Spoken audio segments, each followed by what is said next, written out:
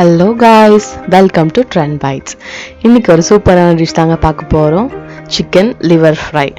என்னடா 2 பிளேட் தான் வச்சுருக்கேன்னு பார்க்குறீங்களா? இவ்வளோ தாங்க இன்க்ரீடியன்ட்ஸ். வாங்க போகலாம். இப்போ ஒரு பேன் வச்சு ஒரு 2 ஸ்பூன் ஆயில் சேர்த்துக்கலாம்.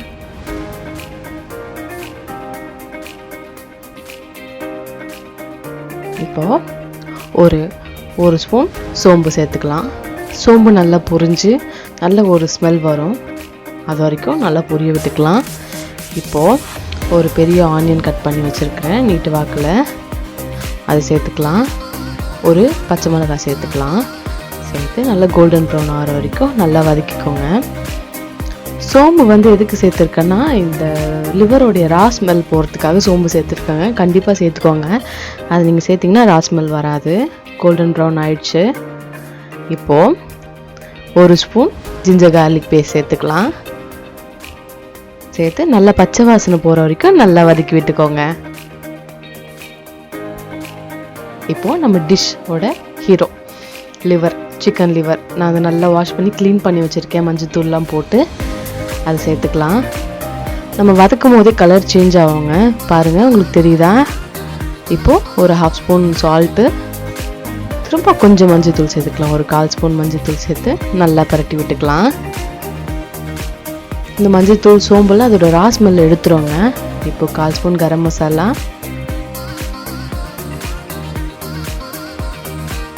1/4 ஸ்பூன் மல்லித்தூள், வரமல்லித்தூள், இப்போ 1/4 ஸ்பூன் சில்லி பவுடர். எல்லாமே 1/4 ஸ்பூன் தாங்க சேர்த்துருக்கேன்.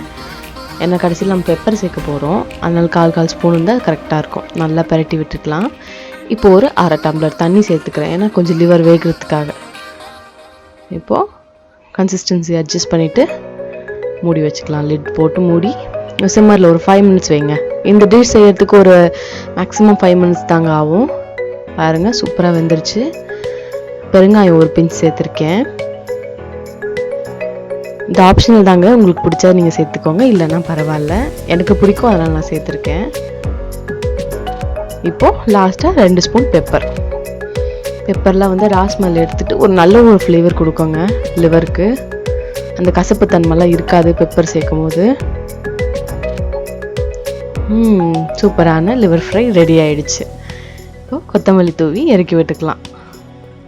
ரொம்ப ஈஸியான டிஷ்ஷுங்க இது. லிவர் ஃப்ரை ஒரு ரசம் சாதத்துக்கோ சிக்கன் செய்யும் போது கூட இது ஒரு சைட் டிஷ்ஷாக சிக்கன் பிரியாணிக்கு அதெல்லாம் நல்லா செய்யலாம், டேஸ்ட்டாக இருக்கும். லிவர் யாரும் அதிகமாக சாப்பிட மாட்டாங்க, கம்மி குவான்டிட்டியில் தான் செய்வாங்க. அந்த மாதிரி தான் செஞ்சுருக்கேன். ரொம்ப சிம்பிளான இன்க்ரீடியன்ட்ஸ் தாங்க இது போல் புது ரெசிபீஸ் வேணும்னா எங்கள் சேனலில் நீங்கள் சப்ஸ்கிரைப் பண்ணுங்கள், லைக் பண்ணுங்கள், ஷேர் பண்ணுங்கள். தேங்க்யூ.